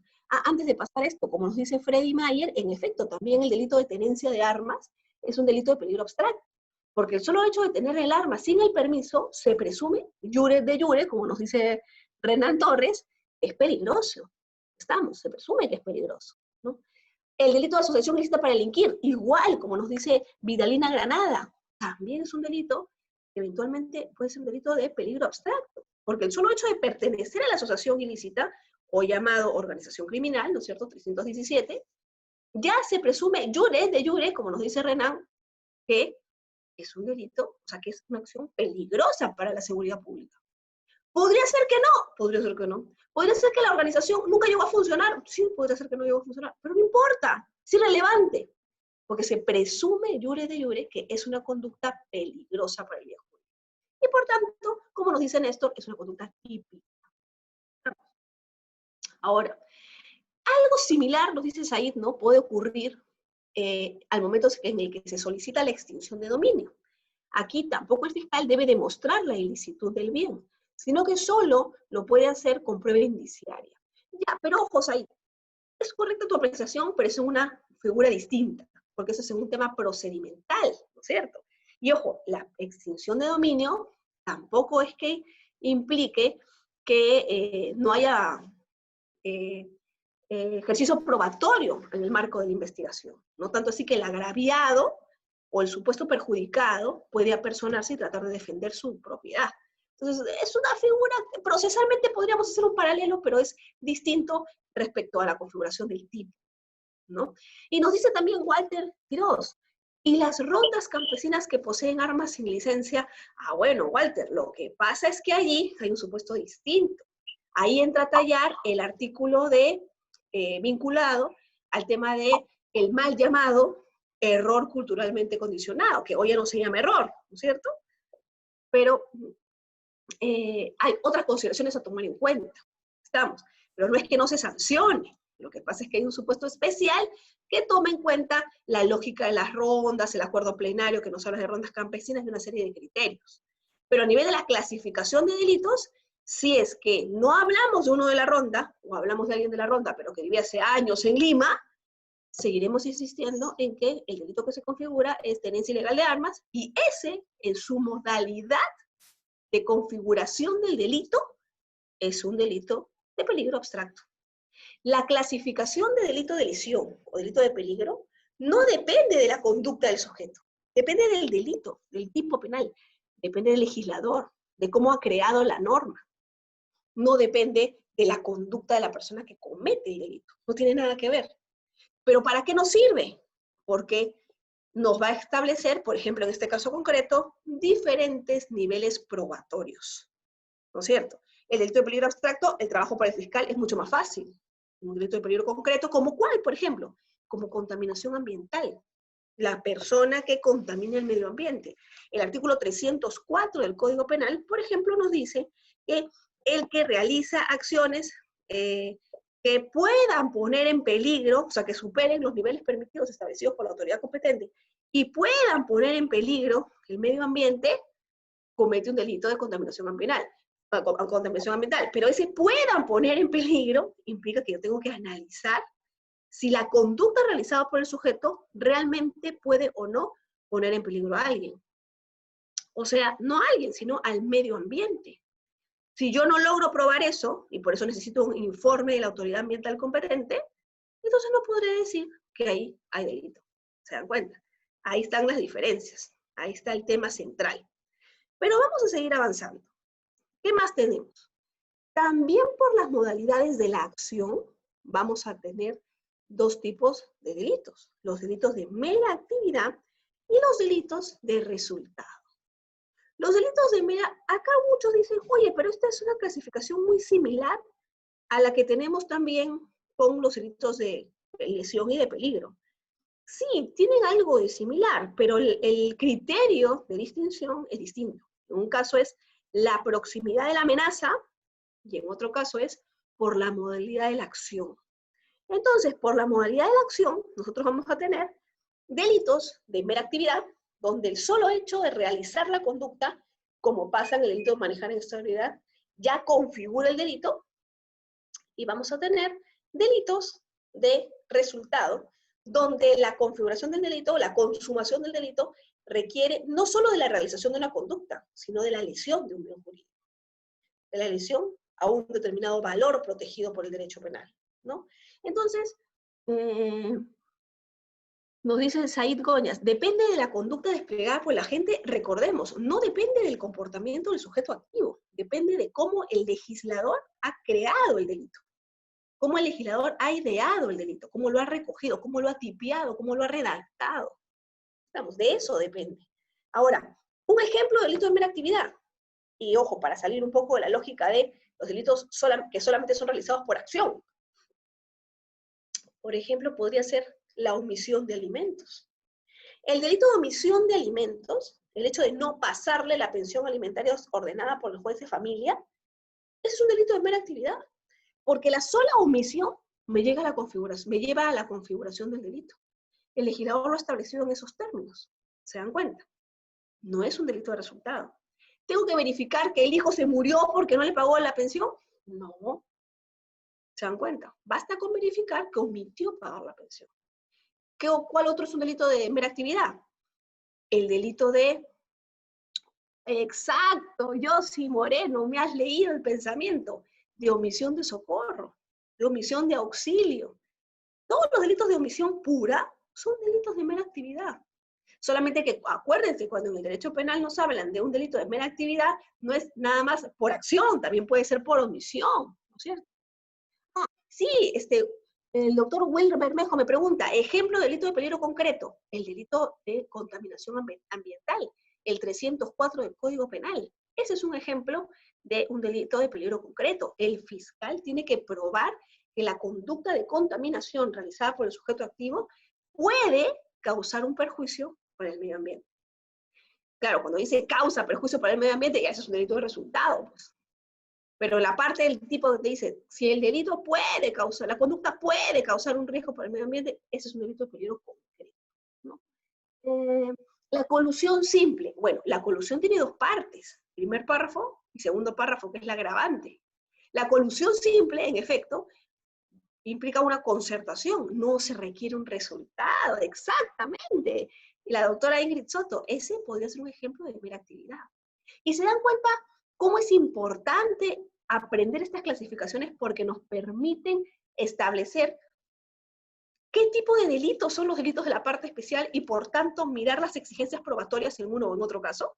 Se dan cuenta cómo sirve la teoría del delito para estas cosas, ¿no? Y nos dice Vidalina Granaga, y el delito de difamación. Bueno, el delito de difamación sí va a requerir un resultado, que es la vulneración del honor, por eso incluso es un delito por acción privada, ¿no es cierto? Es una querella, no participa el Ministerio Público. Porque podría ser que un dicho para una persona sea ofensiva, pero para otras no, que es lo que pasa con el tema del acoso, ¿no? El tema de los piropos. Para una persona que le digan, pero qué guapo es ese chico que pasa por la calle, podría ser ofensivo, pero para otro podría ser, uy, qué buen halago que me han dado. ¿Se dan cuenta? Depende. Entonces, ahí, por eso es que se exige pues, que el sujeto pasivo, sienta una vulneración a su bien jurídico, ¿no? Y nos pregunta Geraldine Pinedo, el delito de allanamiento ilegal. Habría que revisar el tipo. Siempre hay que ir al mataburro, ¿no es cierto? No recuerdo exactamente cómo está estructurado en este momento el delito de allanamiento, o sea, cuáles son los verbos rectores. Pero en función a eso se los puedo dejar como tarea para pasado mañana, ¿no es cierto? A ver, a analizar qué tipo de delito sería. ¿Se dan cuenta? Y así vamos a encontrar que cada delito de la parte especial entra en alguna de estas clasificaciones. Pero si atendemos a los sujetos por las cualidades personales exigidas, también vamos a encontrar que hay delitos comunes y que hay delitos especiales. Los delitos comunes son los que cualquiera puede realizar. Y normalmente empiezan con la frase el que. El que mata a otro es un delito común. El que sustrae, delito común. Pero también tenemos delitos especiales, donde no cualquiera puede cometer el delito, sino que el Código Penal, el legislador penal, ha pensado en un sujeto especial. Por ejemplo, el funcionario público que acepta dinero. Ah, caramba, corrupción. Ese es un delito especial. No cualquiera puede cometer el delito. Son sujetos especiales, exactamente, mi querido Said. Son sujetos especiales. ¿No? Delitos de función, por ejemplo. El peculado, por ejemplo, exactamente. ¿No es cierto?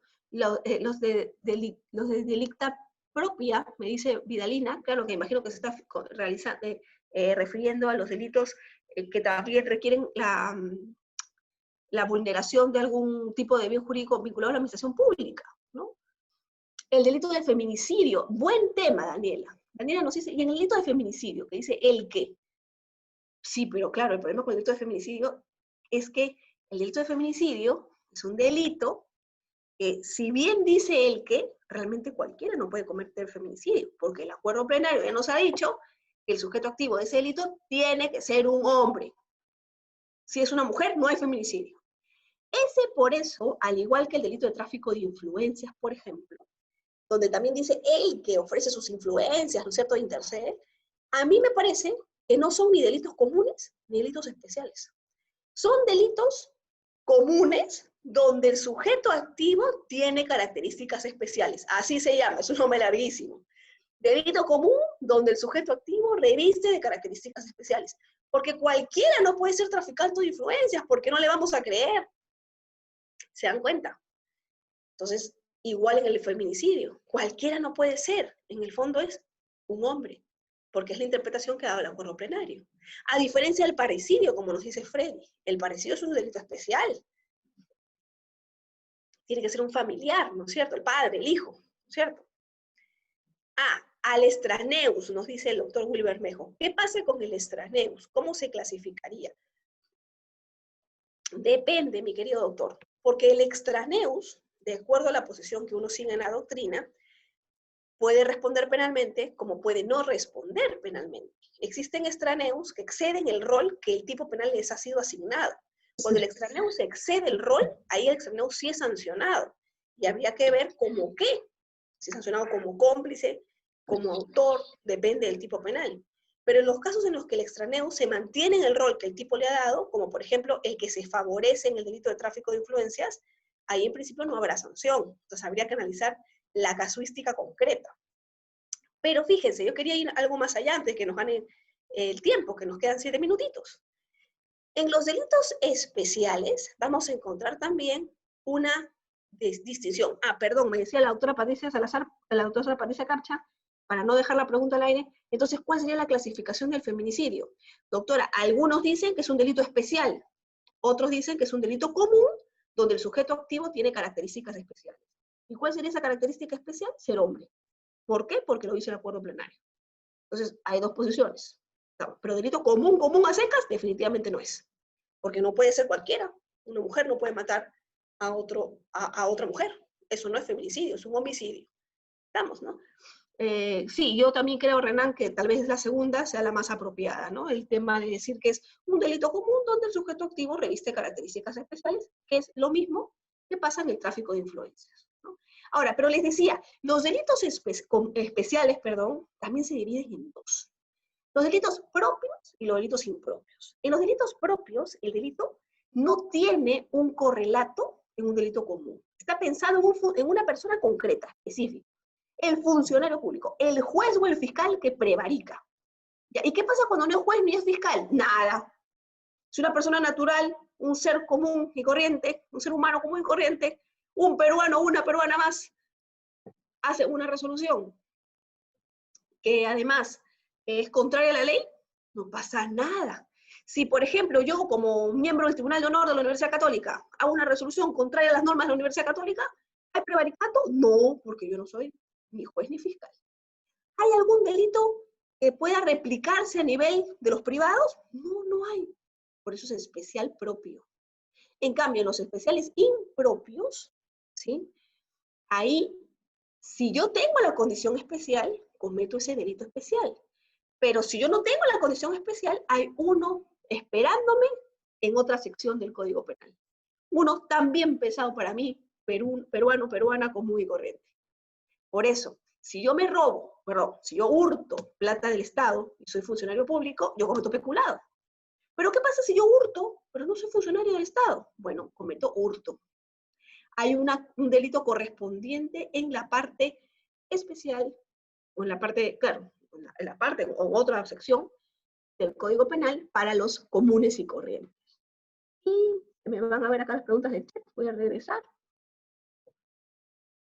Exactamente, como nos dice Yair, en los delitos especiales impropios, la cualidad especial agrava la sanción. Por eso el peculado tiene una sanción mayor que el hurto, porque ser funcionario público agrava mi conducta, ¿no es cierto?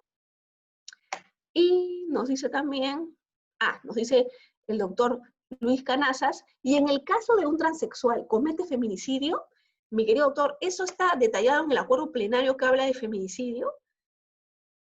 Si un hombre mata a otro hombre, tampoco es feminicidio. Para que haya feminicidio, dice la Corte Suprema que tiene que ser un hombre que mate a una mujer. Eso dice. Algunos han criticado mucho ese acuerdo plenario, Yo le digo, en algunas cosas yo comparto, porque tiene pues sus matices, creo yo, posturas conservadoras que hoy en día pues no se entienden en el marco de una sanción del feminicidio, ¿no?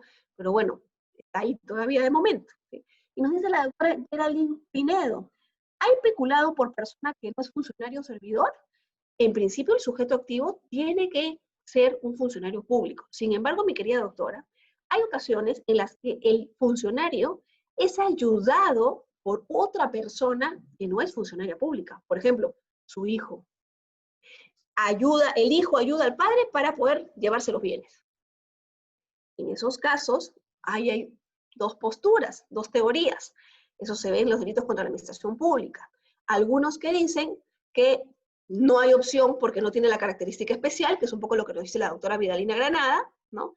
Y hay otros en los que más bien se dice que hay una teoría que se llama la unidad del título de la imputación, que dicen que sí podrían responder ambos por el mismo título. Bueno, esto es debatible, pero esto no puedo ahondar lamentablemente porque no nos daría el tiempo, pero eso se ve justamente cuando ustedes vean temas de delitos contra la administración pública, ¿no? Y en el caso que menciona el compañero, dice Yair, hay que analizar también si es funcionario o servidor de facto, por supuesto. Acuérdense que aquí para definir quién es funcionario público se aplica básicamente el artículo 425 del Código Penal, ¿no? Y este tema, mi querida doctora Diana, del peculado por extensión, es un poco a lo que hacía referencia con el tema de la teoría de la unidad del título de la imputación, ¿no? Son posturas distintas, pero que esto se estudia más cuando hablamos ya de delitos contra la administración pública, ¿no? Porque son variantes, si ustedes se dan cuenta, de la clasificación de delitos comunes y especiales. Por eso es que esta es la base, y aquí surge todo, ¿no? Sí, como nos dice el doctor Will Bermejo, una primera posición, como les decía, es que al funcionario público en el peculado se le sanciona por peculado, y al ayudante, al extraneus, se le sanciona por el delito de hurto. Sí, pero como le digo, eso no es tan pacífico, es una primera opción. La otra opción es aplicar la unidad del título de la imputación y sancionar a ambos por el tema de peculado, ¿no? Y claro, lo que nos dice el doctor Hernán Torres es recordarnos lo del acuerdo plenario, que en efecto, en el feminicidio sanciona por el criterio estrictamente biológico. Así es, mi querido doctor. Y eso es lo que muchas asociaciones critican, ¿no? Yo creo que ahí hay que hacer una reformulación, porque además se ha hecho una interpretación y se ha exigido algo que ni siquiera el legislador penal exige. Y ahí está el problema, ¿no? Y me pregunta el doctor Adler Oliva, ¿y la persona que da una coima? Bueno, la persona que da una coima comete el delito de corrupción. Y recuerden que tenemos dos tipos de corrupción. Se sanciona la corrupción activa y la pasiva. O sea, se sanciona la corrupción tanto de quien, del funcionario que pide o recibe la coima, como también la corrupción del particular que le ofrece o entrega la coima al funcionario. Entonces hay un tipo específico que va a sancionar a estos sujetos, pero eso que, ojo, no convierte a ese tipo penal en un delito especial, porque dice el que le da una coima, el que le ofrece una coima. O sea, ese tipo es común, un tipo de corrupción común. Estamos. Pero vamos a lo último, en estos segundos ya realmente que nos quedan, para no aburrirlos más. Y los sujetos, ¿sí? ¿Qué pasa cuando por los sujetos, por la forma en la que intervienen los sujetos? Por la forma en la que intervienen los sujetos, también vamos a tener algo que son los llamados delitos de propia mano. ¿Cuáles son los delitos de propia mano? Los delitos en los que la persona realiza la acción delictiva, pero ella misma, con sus propias manos, de ahí viene el nombre, estamos. No es delegable, no es que yo pueda utilizar a alguien para que haga el delito por mí. ¿Qué ejemplo clásico tenemos aquí? El delito de violación sexual. En el delito de violación sexual, claro, el violador realiza él mismo la conducta, el verbo rector, la conducta típica, la acción de violar, de ultrajar. Ese es un delito clásico de propia mano. Debo decirles, ¿sí? Antes de irme, me dice por aquí Antonio que no me vaya, ¿no es cierto? Yo, si me dan cuerda, olvídenlo, hasta las 3 de la mañana no los dejo, ¿eh? Pero eso sí, se quedan los 95 acá. No, mentira, no los voy a torturar tanto. Pero algunos, debo decirles, han innovado en el ámbito penal y dicen que no, que en realidad los delitos de violación sexual también podrían ser delitos cometidos por un tercero. Honestamente, yo no veo la forma. Sé que hay algunas cosas raras, pues hoy en día, ¿no? Lamentablemente hay muchas personas enfermas, ¿no? Que su satisfacción no está en violar, sino en ver cómo se viola a una persona. Y a veces le paga a alguien para que viole a otra persona, grabe el hecho y pueda visualizar la violación. Ya, pero igual, yo creo que ahí lo que hay es una instigación a la violación y el autor es el que viola. Y eso sigue siendo un delito de mano propia. Pero bueno, han habido, como les digo, algunas variantes, ¿no? En el autoaborto, ya, pero el autoaborto, sí, claro, no, pero tengo más, perdón, en el sicariato. Bueno, no, porque el sicariato, sí, pues el sicariato podría también de repente considerarse como una especie de delito de propia mano, ¿no? Porque no lo puedo delegar, ya me están pagando a mí. A no ser que yo acepte que el sicario contrate a otro sicario, ¿ah? También habría que ver el supuesto. El autoaborto, nos dice la doctora Vidalina, en el autoaborto habría que analizarlo con cuidado y ver el caso concreto, porque en el autoaborto hay dos personas que se sancionan. La mujer que aborta y el médico que practica el aborto. Entonces, si hablamos del autoaborto, o sea, de la mujer, claro, porque tiene que ser ella la que realiza el delito. Pero si lo vemos desde el punto de vista del médico, ahí ya no estamos, ¿no? Y los actos contra el pudor, sí, exactamente es ahí. Yo creo que en los actos, en la relación sexual de menores, por ejemplo, también hablamos de delitos de propias manos, ¿no? O sea, plantear que eso se puede hacer por encargo es absurdo. El sujeto activo es el que realiza el delito, ¿no? Como pasa en la violación sexual, exactamente, así es, Renan, ¿no? Pero bueno, hasta ahí la clasificación de delitos. ¿Qué vamos a ver el día jueves? El día jueves vamos a ver, ahora sí, la forma en la que se realizan las conductas. Es decir, la diferencia entre la conducta activa, por acción, y la conducta omisiva, por omisión. Entonces vamos a ver ambas. Vamos a ver cuáles son las formas de omisión, porque ojo, esto es algo olvidado, muchas personas muchos fiscales se olvidan de que la omisión es una fuente grande para imputar delitos, y eso no lo podemos olvidar, porque además hay muchos delitos omisivos en nuestro país, ¿no? Vamos a ver eso, luego vamos a ver los criterios de imputación objetiva, cuáles son algunas excepciones que hay que tomar siempre en cuenta, y vamos a ver el tipo subjetivo, las diferencias entre el dolo y la imprudencia, y los elementos subjetivos distintos del dolo. Luego, bueno, yo les voy a dejar igual una lista de todas las modalidades de errores de tipo que hacen que se elimine el dolo. Vamos a explicar alguno que otro, pero igual les he traído toda una lista para que ustedes la tengan ahí, ¿no?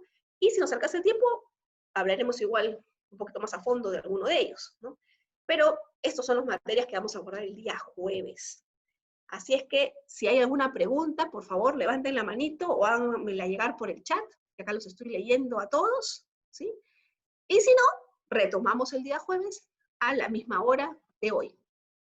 Sí, a ver, no sé si hay alguna pregunta. ¿Ha estado todo claro? ¿Sí? Buenas tardes a todos. Sí. Por favor, si tienen alguna consulta, ya saben, pueden activar la manito, activar sus audios o escribir por el chat.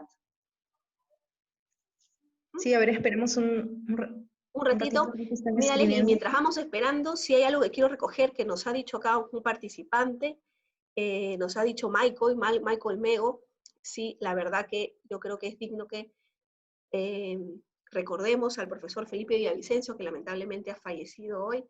El profesor Felipe Villavicencio Terreros era uno de los mejores penalistas que teníamos en nuestro país.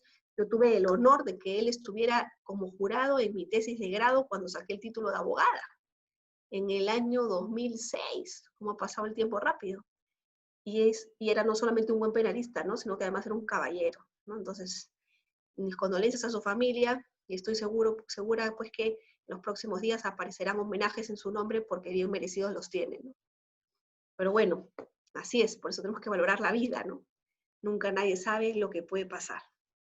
Me parece que el doctor Luis Douglas tiene una pregunta. Sí, doctora, buenas tardes. Buenas noches. Sí, adelante, doctor, por favor, lo escuchamos. ¿Me escucha? Sí, ahora sí. No.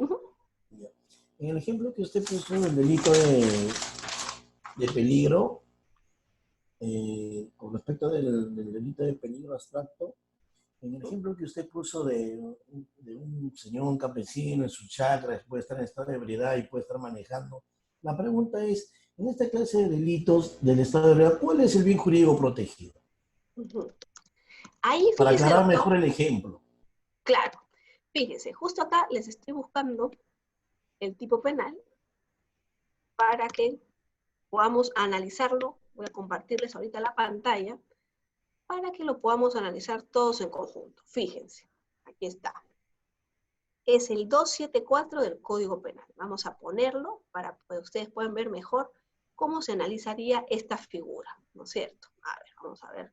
Acá lo voy a agrandar y les voy a compartir ahorita la pantalla. A ver, fíjense.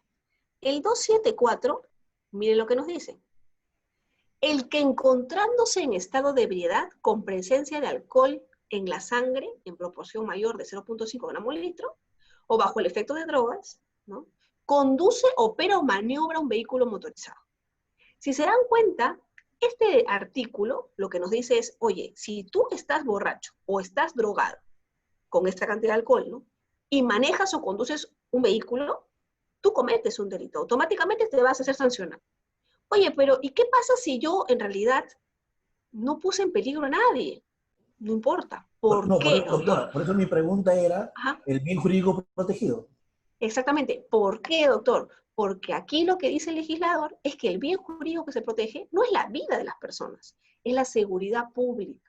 Correcto, a Por eso eso quería está llegar. dentro de los delitos contra la Ya, y seguridad pública. siendo la seguridad pública como bien jurídico protegido, en el ejemplo que usted plasmó de un tractor en una chacra donde no hay nadie, ¿cuál sería la afectación en todo caso? Porque yo le digo esto porque yo tengo una pregunta del CNM, cuando se hizo esa pregunta, inclusive en un descampado total, si no hay afectación a un bien jurídico, no podría constituir delito.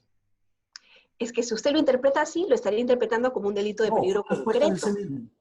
Sí, yo lo sé. Sé que se ha Eso le generado digo, polémica porque no sobre hay este tema. afectación al bien jurídico, porque sabemos que tiene que haber una lesión a un bien jurídico. Si en Es que este caso justamente ahí es está un el problema. descampado o la chacra que puso como ejemplo, ¿cuál sería la situación Es del que orden público? justamente ahí está el problema, doctor, que no tiene que haber afectación al bien jurídico, Bueno, porque en todo por eso caso, el es un CNM delito de estuvo mal en la peligro. pregunta. ¿Qué ocurre? Sí, yo lo entiendo. O sea, yo sé que hay preguntas que a veces el CNE me ha hecho y que yo he discrepado en las respuestas, y por eso incluso me ha habido reclamos y quejas a veces de las personas que se someten al debate, ¿no? Pero bueno, hay perfecto en el mundo. Y a veces también es un tema de posiciones, ¿ah? Ya, lo que pasa es que hay personas que interpretan que este delito es un delito de resultado. Yo no veo forma de interpretar este como un delito de resultado ni un delito de lesión. No, O no, sea, no si un uno delito de lee, resultado, sino en el ejemplo que plasmó en un sitio desolado, descampado, ¿a qué es afecta? que ¿Cuál es la afectación sería? La única ese es el tema. afectación No podría ser el tiene que delito. haber afectación, porque usted analiza la conducta No, en la posible función. afectación, perdón, la posible afectación. Ok, pero lo que pasa es que usted analiza la posible afectación o la conducta de que realizó el sujeto, sea en un descampado, sea en una calle, pero en Porque no es igual función en a la una lógica ciudad, del ¿no? Obviamente. legislador. ¿Se da cuenta? Es como que yo le diga, oye, pero ¿por qué la omisión de llevar libros contables automáticamente es un delito? Si yo no llevé libros contables, pero he pagado todos mis impuestos a la SUNATA, Claro, ¿y es qué otro ejemplo. importa? Le van a decir. ¿Qué interesa? No tiene los libros. Pero no, ¿y cuál es la afectación? Si yo he pagado todo. No importa, pues, porque como es un delito de peligro abstracto, ¿se dan cuenta? El fiscal está exonerado de esa probanza. Eso es lo que pasa en este artículo. O sea, usted por eso le digo, lo que tiene que hacer es identificar primero, y yo creo que ahí el error del examen, estamos, tiene que identificar qué tipo de delito es el que el legislador ha plasmado. Y en función al tipo de delito, es que verifica si la conducta calza o no calza. No al revés. ¿Se La da pregunta cuenta? es porque la respuesta del CNM fue diferente. Eso Sí, no. por eso le digo. No, entonces, pero como le digo, es porque algunos parten de la posición de que no, que tiene que haber una afectación. No, pues porque si tuviera que haber una afectación, entonces no habría delitos de peligro. Una posible afectación, ¿no? Pero un descampado, ¿a quién podría afectar? Pero es que igual, como le digo, no tiene que afectar a nadie, porque se presume que la conducta es peligrosa. Ahora, ojo, ¿ah? Yo le digo eso, después la Yo sí salvedad creo, porque le doctor, digo esto que ¿no? hubo una pregunta del CNM. Claro, ahora, como le digo, ¿ah? Yo sí creo, doctor, que está mal como está redactado el tipo penal. Yo creo que este delito no debería existir en nuestro Código Penal. Muchos Pero dicen así que no está, debe pues. existir.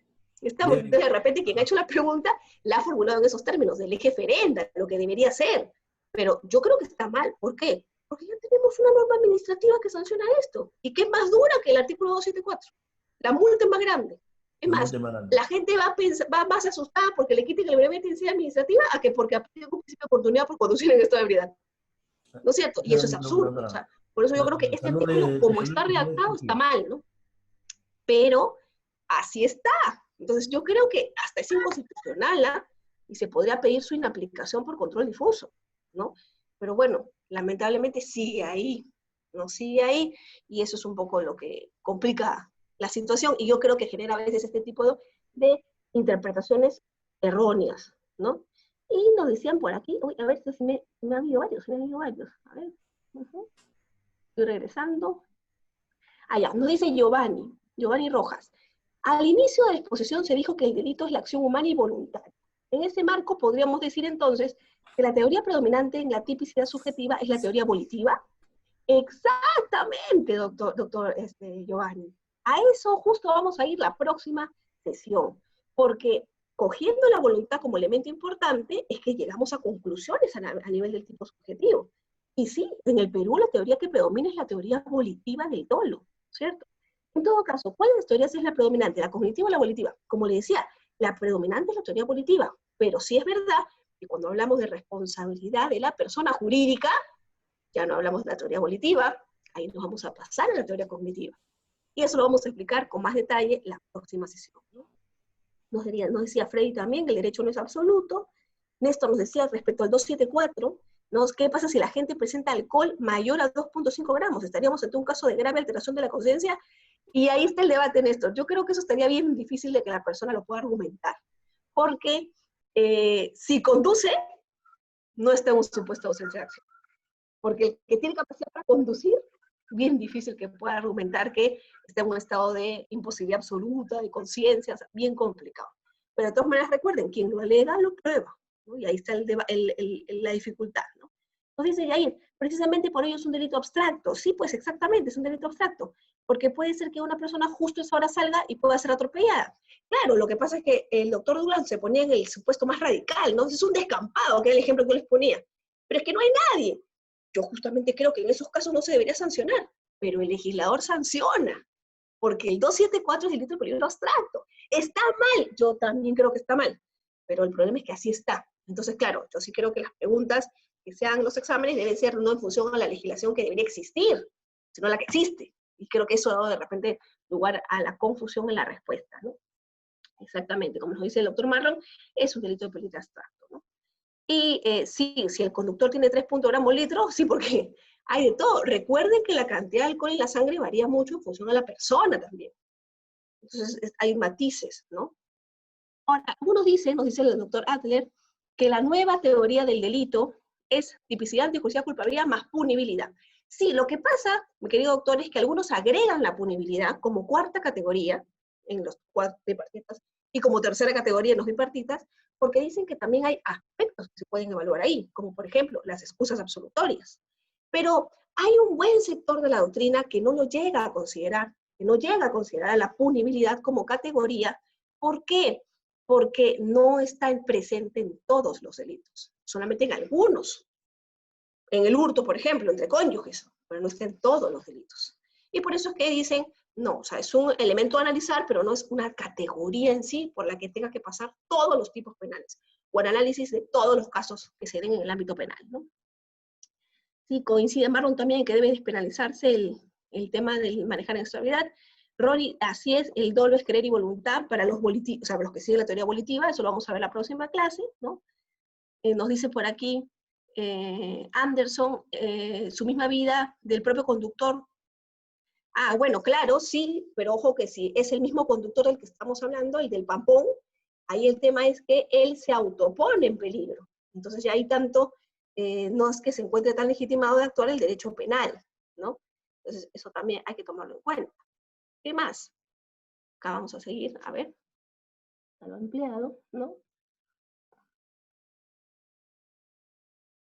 Exacto, Freddy. Hay una tabla de alcoholemia, que es medir el grado de alcohol, ¿no? Para un supuesto de ausencia de acción. Pero como le digo, no es automático. No es que si yo tengo más de 4.0, automáticamente estoy en el supuesto de ausencia de acción. A no ser que el médico o el perito que vaya a declarar afirme que él, en función al grado de alcohol, ha encontrado que hay un supuesto de ausencia de acción. Puede ser, porque como les digo, en estos casos, más que el abogado, lo que se requiere es al especialista técnico, ¿no?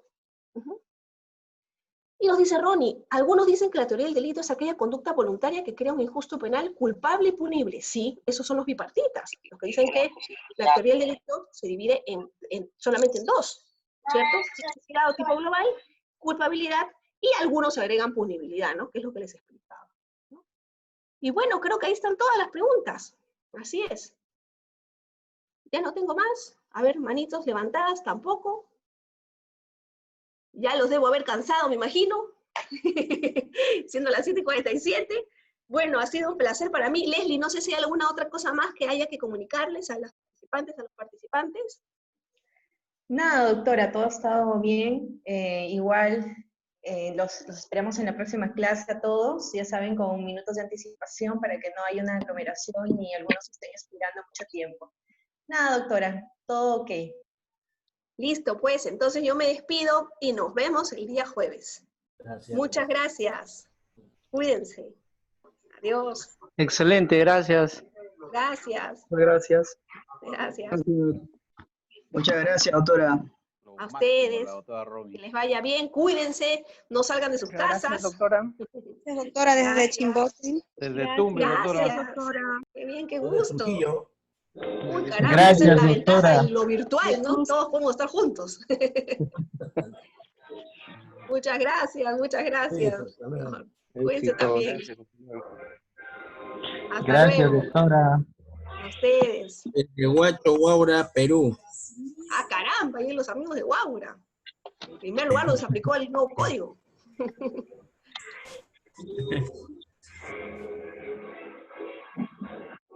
Gracias, cuídense. Hasta el jueves entonces. Adiós. Hasta luego, doctora. Adiós.